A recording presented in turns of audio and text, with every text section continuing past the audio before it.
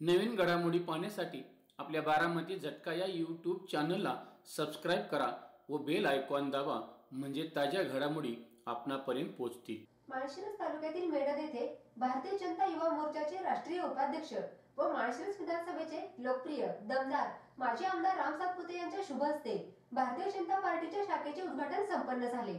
यावेळी लोकप्रिय दमदार राम सातपुते यांचे फटाक्यांच्या आतिषबाजीत व हलगीच्या निनादात जंगी स्वागत करण्यात आले।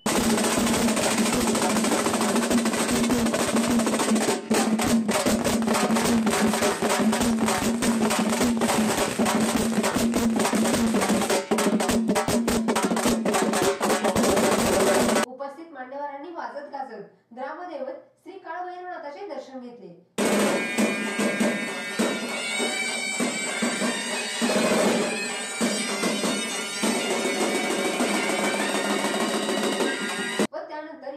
उद्घाटन लोकप्रिय दमदार राम सातपुते यांच्या शुभ हस्ते उत्साहात व दिमाखात करण्यात आले।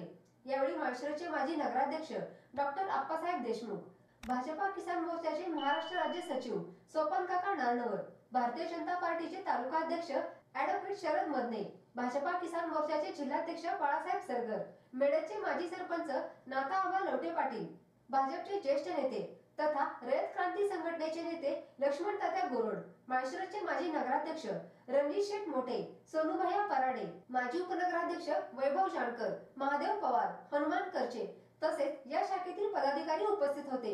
मेडदचे माजी सरपंच नाथाआबा भानुदास लवटे पाटील यांच्या मार्गदर्शनाखाली ही शाखा कार्यरत राहणार आहे। या शाखेचे अध्यक्ष लाला जगू झंजे, उपाध्यक्ष विकास महादेव सोनटक्के, संघटक भगवान श्रीपती झंजे, सहसंघटक श्रीमंत तुकाराम लवटे, सचिव आबा दत्तू भिसे, सहसचिव दत्ता हनुमंत ठेंगन, खजिनदार महादेव गोरख लवटे, सहखजिनदार सदाशिव नामदेव काळे, आनंदराव बबन लवटे, विठ्ठल अण्णा पाटील आणि महादेव पिराजी तुपे हे असणार आहेत। या उद्घाटन प्रसंगी मेडद व परिसरातील भाजपचे नेते व कार्यकर्ते मोठ्या संख्येने उपस्थित होते।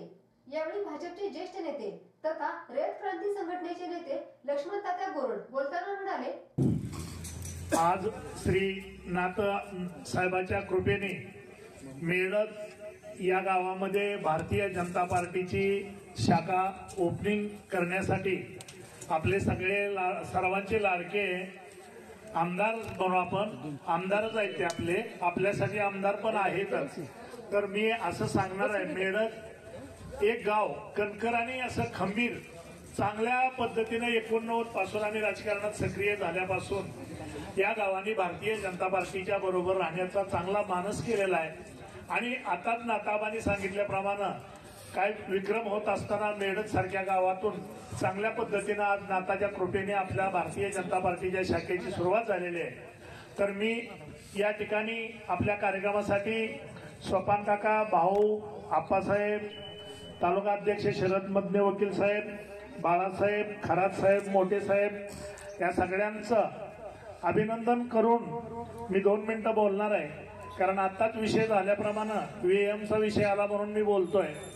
मी एवढंच सांगेन तुम्हा सगळ्यांना, आपण सांगता सभा ज्या दिवशी माळशिरसला शेवटच्या दिवशी झाली 5 वाजता, मी अगदी सहजपणे अभ्यासपूर्वक मी त्या दिवशी बोललो होतो की ज्या दिवशी कदम साहेब आपले क्लिप सुद्धा असेल की आपण असं सांगितलं होतं की ही लोक चक्रावून जातील आणि आपल्या लोकांना भरभरून मतदान कमळाला करायचं आहे आणि ही लोक चांगल्या पद्धतीने मतदान करतील आणि ज्या दिवशी मतदान 20 तारखेला होणार आहे तुम्ही सगळ्यांनी लक्ष घालून मतदान करा अशी विनंती तुम्हाला केलेली होती। आणि त्याच दिवशी मी तुम्हाला सांगितलं होतं 23 तारखेला दुपारनंतर ही लोक चक्रावून वेळी होतील आणि म्हणतील ह्या पेट्यामध्ये अगोदरच कमळ भरून आणलेत। ही मताच्या अगोदर 2 दिवस सांगितलंय, क्लिप बघा त्यातली।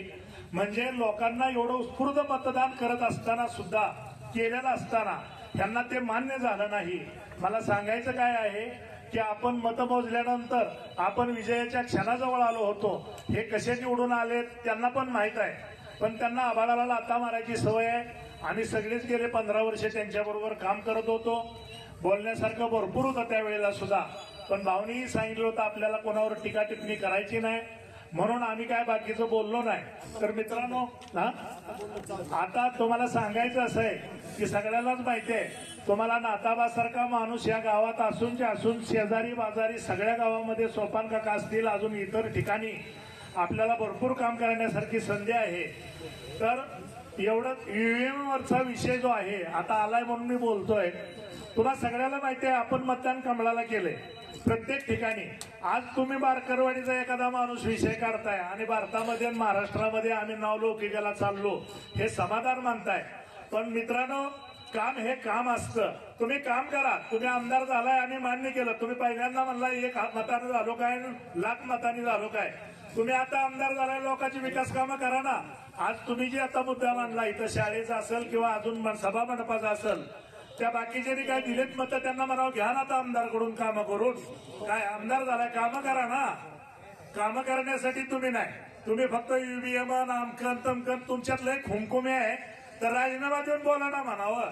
कशाला या दिल्लीला जातो, ह्याला घेतो आपला काय तो शेतकरी संघटनेचा आपला त्याला घेतो मोर जातो.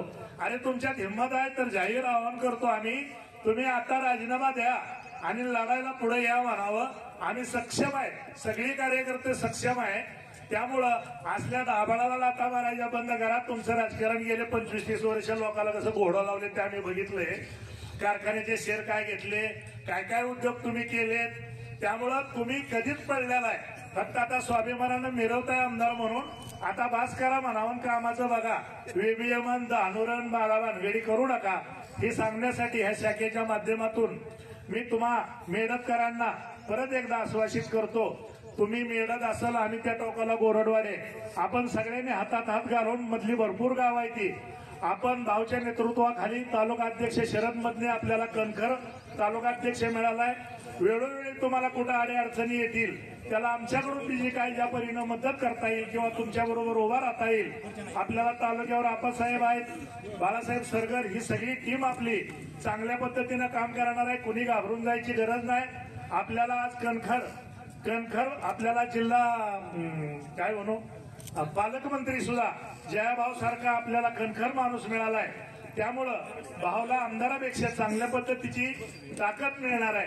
भविष्य काळामध्ये आपल्याला फार चांगली काम करण्याची संधी आहे. सगळ्यांनी भारतीय जनता पार्टी बरोबर उभा राहून येणाऱ्या सगळ्या निवडणुका, जिल्हा परिषद, पंचायत समिती किंवा ग्रामपंचायत असतील, सगळ्यांनी ताकदीनं खेळायचं आहे.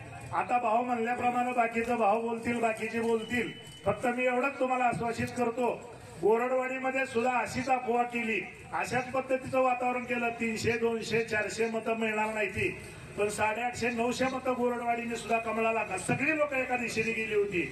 कारण प्रश्न माझ्यामुळंच, मीच पहिल्यांदा त्यांच्या जवळ होतो. गाव त्या दृष्टीनं नेल्यामुळं मला लोक थांबवताना अडचण झाली. 10-5% माझ्या अपेक्षित चांगली मतं मिळाली. तर इथून पुढं सगळी गावं सगळी शक्तीनं ताकदीनं उभा राहून जिल्हा परिषद आणि पंचायत समिती आपल्याला आपल्या ताब्यात घ्यायचे.